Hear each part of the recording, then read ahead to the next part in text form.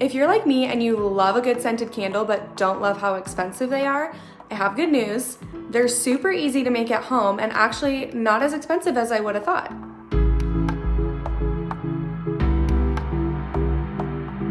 You actually don't have to buy a ton of stuff for this. You're just gonna need wax and wicks and then something to put your candle in. So I got a set of these cute little mason jars. They were super inexpensive.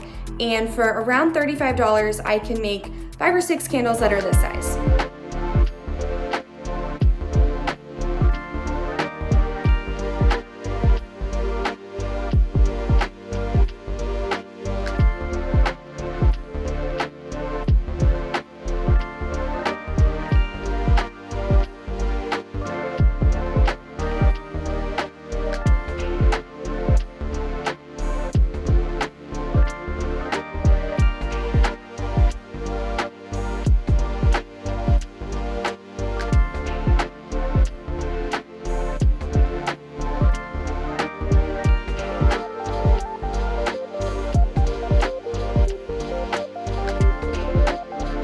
Thanks for watching. If you end up making your own candles, tag us on Instagram at Better Homes and Gardens because we want to see what you made.